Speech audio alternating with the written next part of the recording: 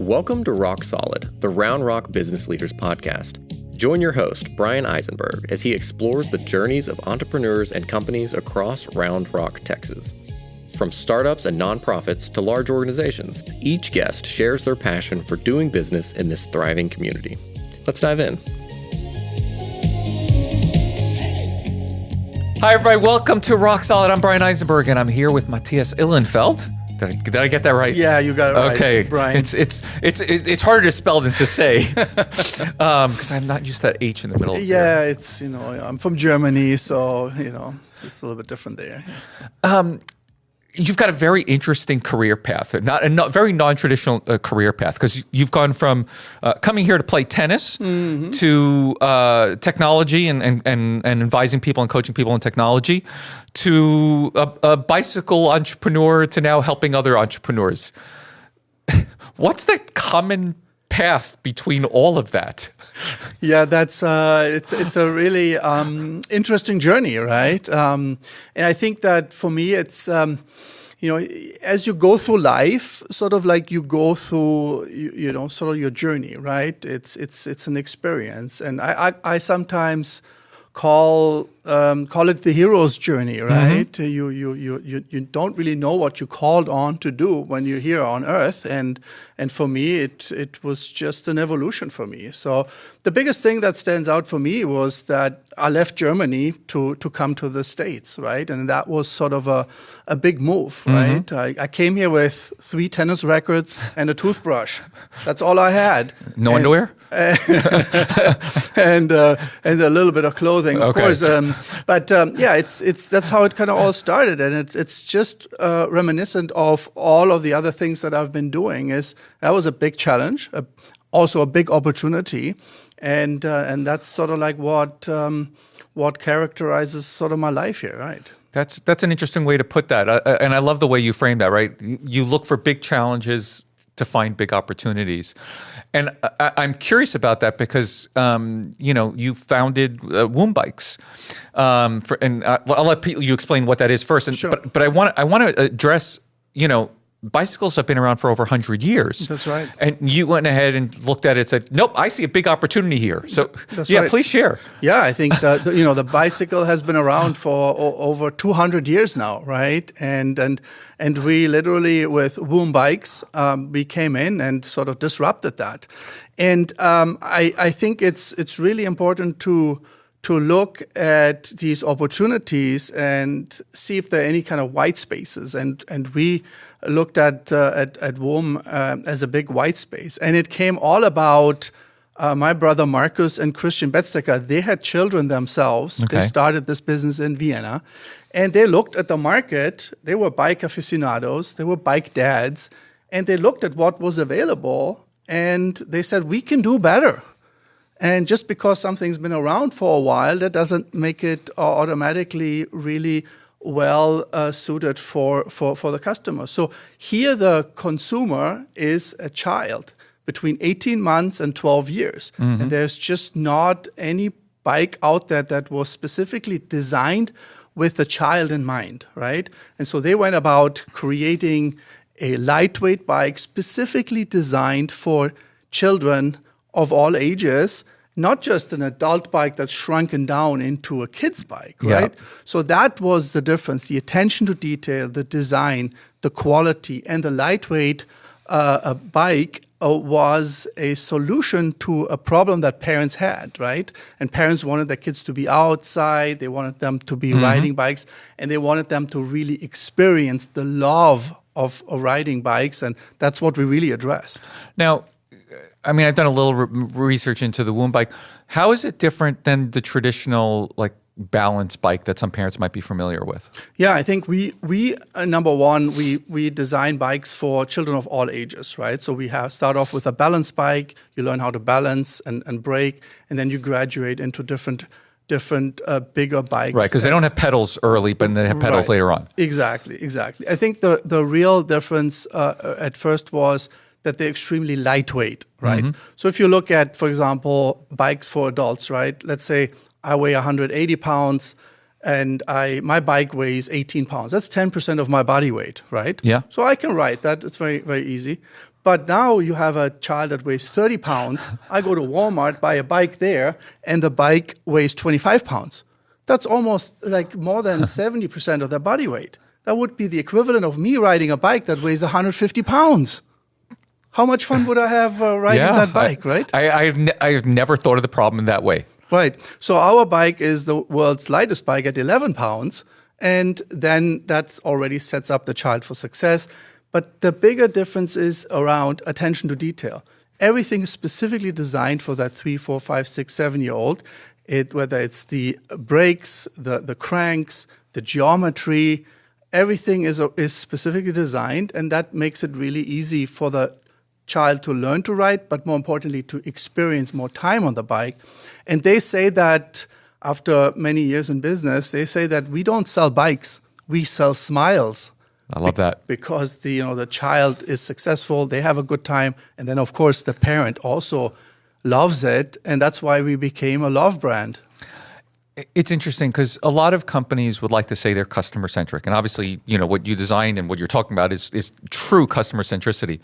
There was a Bain study, and I know you've come from those big kind of consultancies, but prior that interviewed executives, and they asked them whether they thought they were superior customer experience, and I think it was something like 80% of them said they provided an experience that's superior, right? Yeah. But then when they asked those customers of those same companies, only 8% said they were customer experience.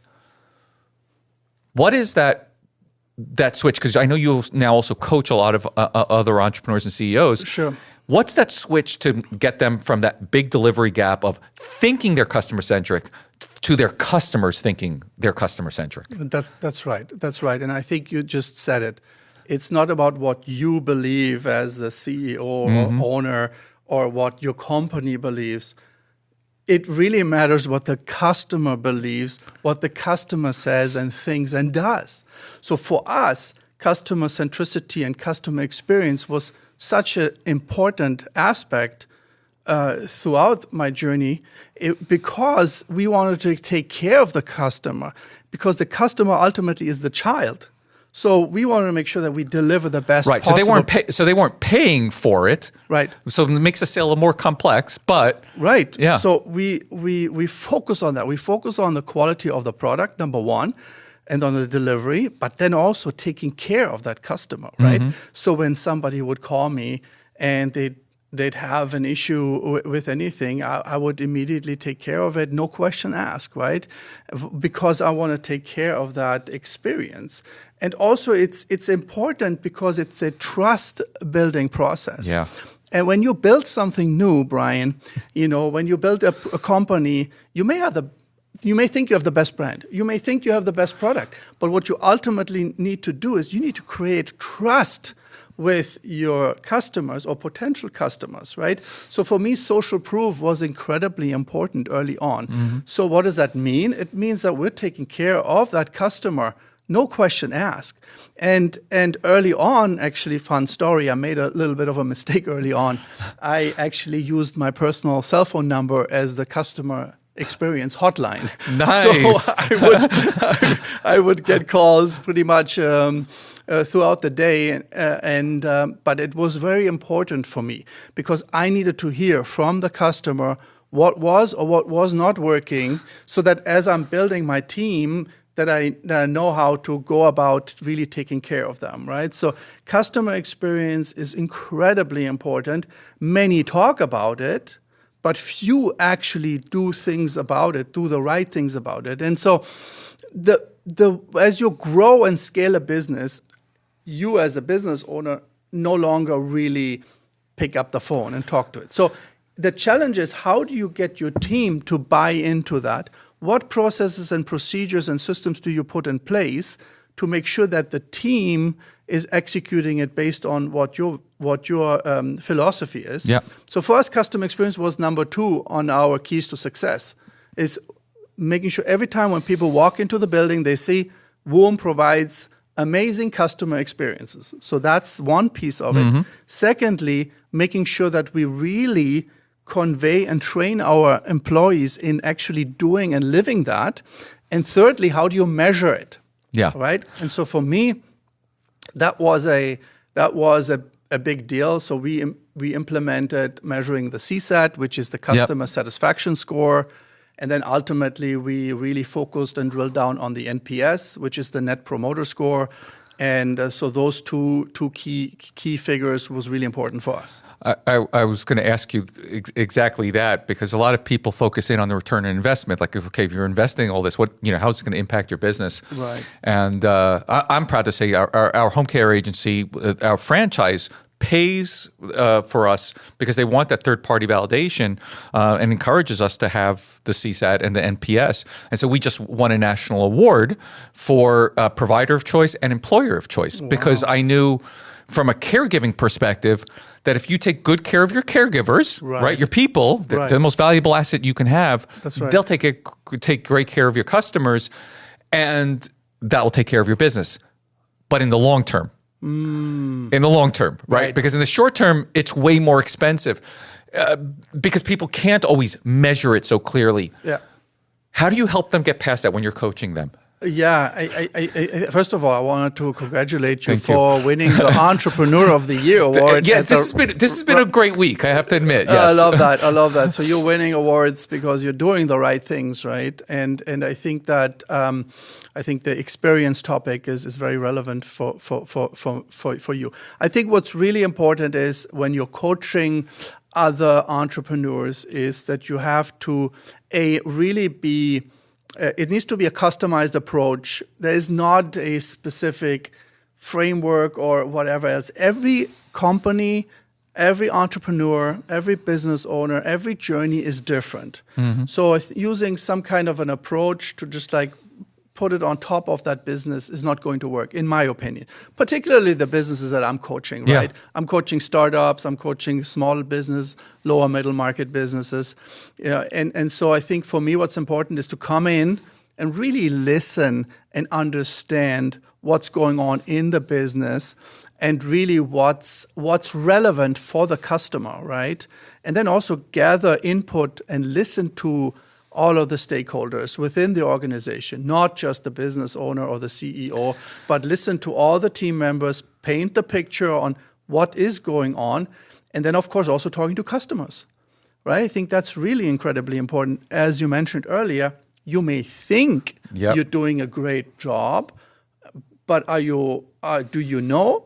And then also, how can we measure doing that, right? Yeah, I like to call that, no pun on my last book, I think I saw an elephant, but the six elephant and the blind men problem, right? I'm sure you've heard that poem, six blind men, come around and, one hits the ear and he says, oh, this is like a fan. One hits the leg and he's like, oh, this is like a tree trunk. Another one hits the tail, says, oh, this is like a snake or a rope. The other one hits the trunk and it's like a snake. Right.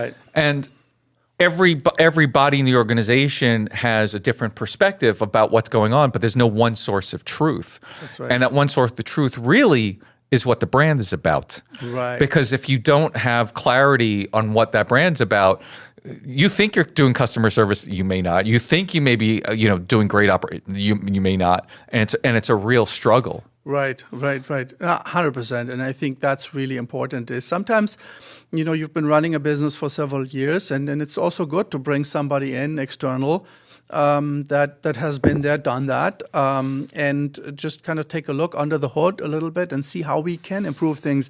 Because at the end of the day, let's face it,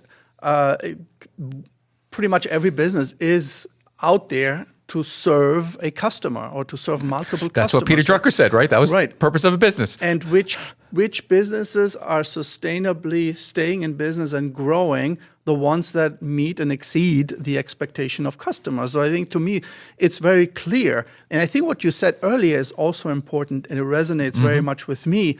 It's around also, I call it the experience. Mm-hmm. So it's not only customer experience, but it's also employee experience. Yes. So let's create an experience within the business. Make sure you're taking care of your employees and understand what's important for them. Make sure that you're serving your employees. And as you're serving your employees, then automatically auto-translate into serving your customers, right? And I think that's something that's important to me. So not only asking feedback from customers, but also asking feedback from your employees, from your team, and listening to them. Not only listening to them just like every once in a while or whatever, bring in a somewhat of a system to do it. And I actually had a coaching conversation just 2 days ago, coaching two guys who run an agency. And they said, you know what, I really would love to get feedback from my employees. And I said, love it. Let's do it. I'll help you with it. No problem. We get this done in no time. And then I said, but remember what's important. It's not only important to ask for feedback, but it's also important then to actually act on the feedback. Tell them that you've received the feedback, you processed it, and this is what we're going to do about it. Because if you only ask for feedback and don't do anything about it, you're losing trust. But if you ask for feedback and do something about it, then you're gaining trust, right? Rock Solid is produced and recorded at Round Rock Studio. Located right here in Round Rock, our state-of-the-art studio is built for podcasters and creatives alike. We offer multiple professionally designed podcast sets, top-notch recording gear, and a full photography studio ready for any project. Whether you're launching a new podcast or upgrading your existing one, we can help with multi-camera recording, editing, and everything you need for success. Record with us at Round Rock Studio, your local podcasting partner. I'm very curious because I'm sure a lot of people don't know the whole story behind the growth of your brand, and I know a lot of it happened because, during COVID.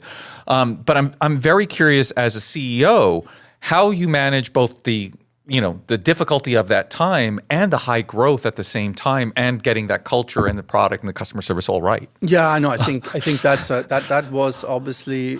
In fact, we started in 2014. Kind of skipped a little bit over that. Started in 2014. With Woom here in the U.S. Right, and in the first year, I sold 13 bikes. Yeah, 13 bikes. Woohoo! Yay! And I was like, oh, that was a big epiphany for me. It's like, I thought this was going to be a lot easier to do this. Fast forward the next year, I sold 1,500. And then the next year, 4,500, which was an equivalent of 4.5 million. So I was growing 300% second year to third year, another 300% third to fourth year.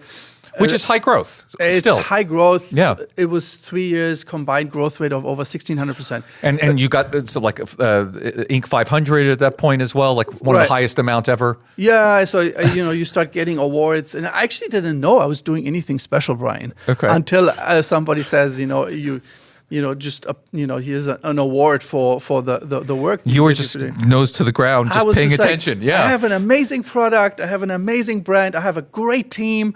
Let's just go and really bring this to market. But of course, there were challenges since day one. I was working on this part-time. I was a consultant during the day, and I was building bikes at night. I was weekends I would go on events. Then I'd hired my first part-time person. I converted that person into a full-time person, and I started building a team. It was just exhilarating to see that we had this huge opportunity, but at the same time, there was so many challenges. Particularly, I had not run a business like this. I was a consultant before. It was about how do I finance the business. This is a very capital-intensive business, right? How do I make this work? I maxed out all my credit cards.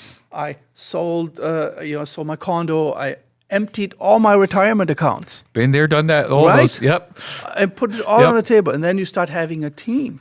How do you hire the right people? How do you start creating a structure? How do you put in processes? For me, it was very simple. If somebody would call and they have a flat tire, I would say, we'll send you a free tube. No problem, no questions asked. And then I had a team. They didn't know when to send a free tube and when not. I can do it all day long.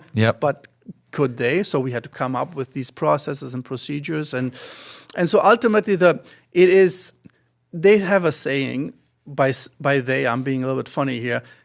It's everything is great until people. Kind of like what was it? I think it was Muhammad Ali who said everything is great until you get punched in the face. Something like that. Yeah. Right. So you run your own thing. Everything is great. You do everything. You know how to do everything, and all of a sudden you bring in the first person, the third. But of course, I wanted to bring in, and I was lucky to bring in great people that love the brand, that really aligned with our mission. Right? I think that's such an important part, and I definitely want to like put a pin in that because I think that's the part that a lot of entrepreneurs miss. So keep going. And that's what I coach and teach entrepreneurs that are building teams. You need to be very clear on what culture you're building, right? And part of culture in an organization is around your purpose and your mission of the business, right? Your business, a place at home, has a very clear purpose and mission, right? I mean, that's very clear. Our purpose and mission was to inspire millions of children to fall in love with cycling and to build the world a better place. And that's different than thinking, oh, our mission is to sell bicycles. Right. Right, because even as the way you articulated that is, to make sure they fall in love with biking. So that's going to tell your customer service person, oh, I got to do everything I can to make sure they're loving it, not just I had a transaction. Exactly. That relationship matters. 100%. That's super important. And then the second piece of it, I learned a lot doing this. I'll tell you a funny little story, Brian, if you don't mind. So we were in the warehouse, and I'm walking toward the back of the warehouse. I see my customer service manager talk with my operations manager, and they had some argument. 5 minutes later, I walk back. I see them still having an argument, and I'm just like, "Okay, guys, what are you guys talking about?" So they explained the situation to me about a customer having a problem, and I said, "This is a very simple thing to fix. Just think about our values, and then then it's going to become very obvious." And then the operations manager asked me, "But what are our values?" And I'm like, "Oh, wow." That's on you. That's on you as the CEO. 100% on me. Yep. So I was like, "Okay, everybody drop everything you're doing." Back then we were fairly small, I think 8 people. Everybody come to the office. We sat down and said, we're not leaving until we write down what our values are. And I called them the keys to success. Yeah. And so we literally agreed to write them down. I sent them to the printer, and I literally got a 6x8 sign for the warehouse, and I put it right up there, and that's how we came up with our values. But as you said, totally on me as a leader, assuming things, but actually not communicating to my team what we're really all about, right? I love that you reinforced this because earlier this year, as part of the Business Leaders Series, now the Founders Forum for the Round Rock Chamber, I got to teach a workshop. And in the workshop, I was teaching about the stories that sell. And I talked about 2 key stories, and I shared the example of a friend of mine who built a $100 million HVAC company. And I purposely picked an HVAC company because every HVAC company does the exact same thing. Right. They're pretty boring companies, okay? Right. I mean, there's subtle differences, but they're subtle. Right. And I told people, I said, I'm going to share with you the 2 most fundamental story types, and I know people walked out that they were inspired and all that, but they don't realize how impactful truly answering these 2 things. What's your origin story? Why do you exist? Right.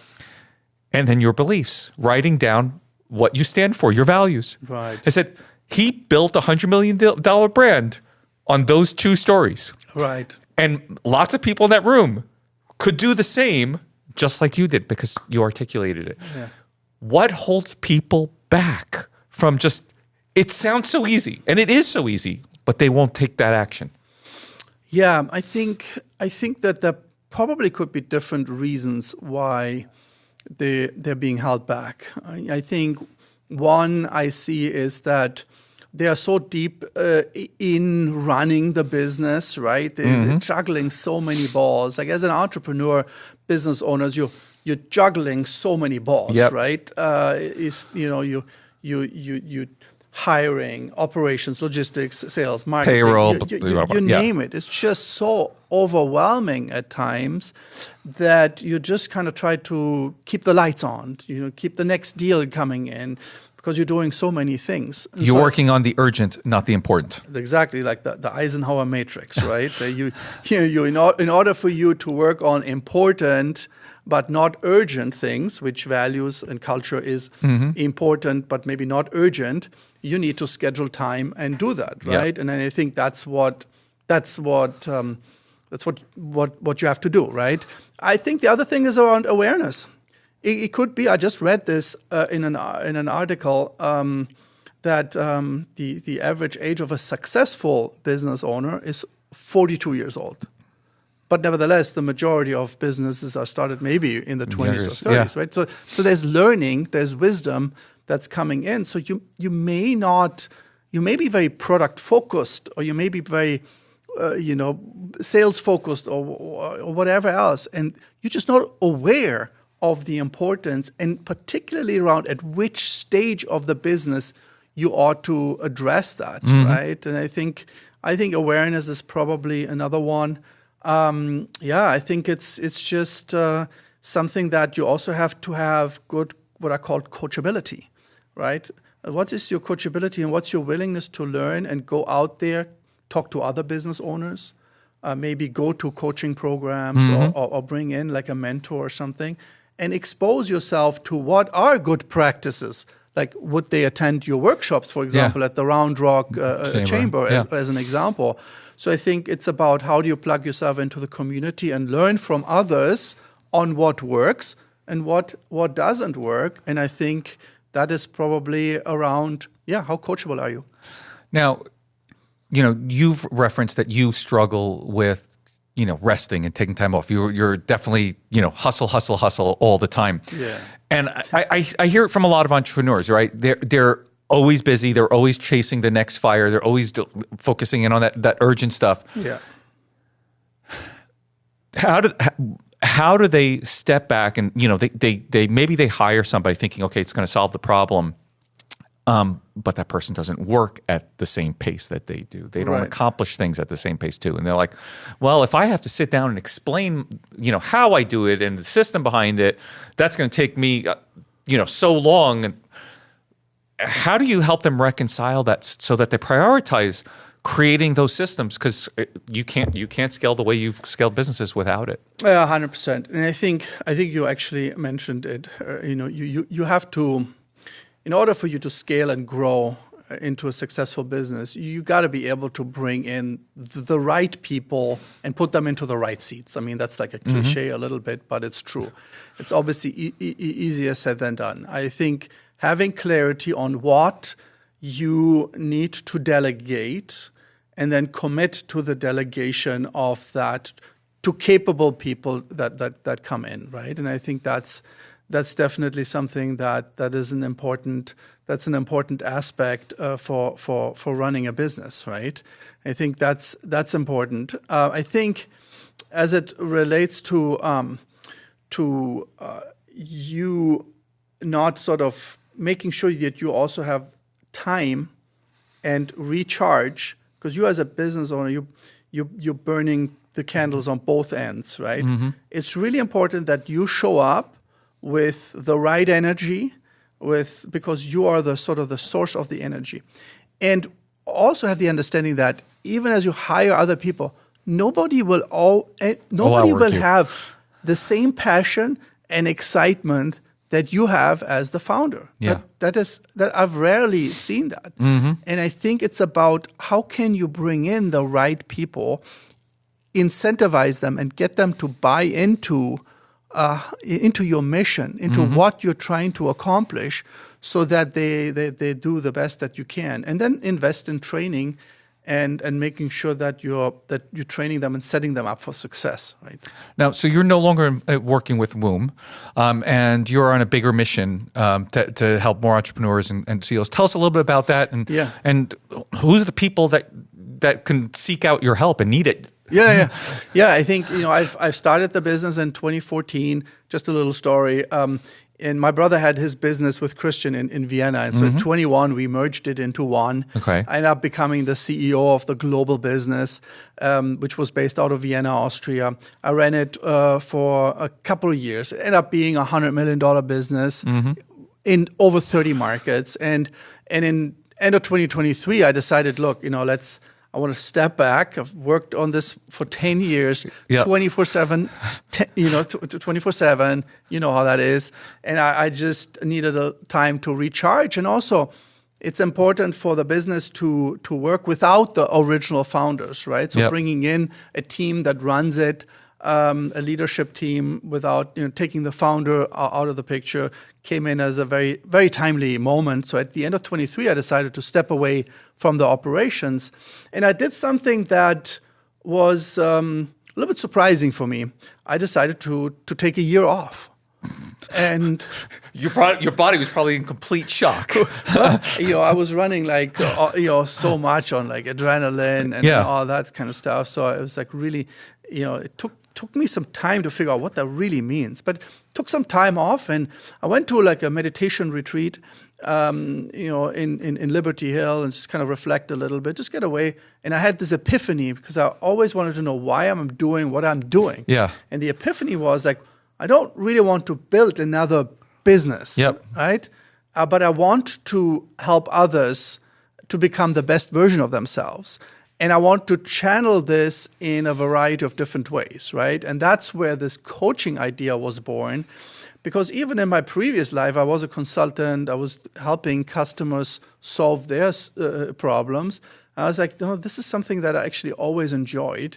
And why not take all those lessons that I've learned, the wisdoms of building a business, scaling a business, and also some of the life lessons that came along with it, and helping other business owners and entrepreneurs, build their own dream, right? Because that's about, helping and supporting other business owners. And that's where it all started. I started mentoring at SKU, which is the nation's leading CPG accelerator. And I was like, wow, this is something here. And I started coaching other smaller businesses.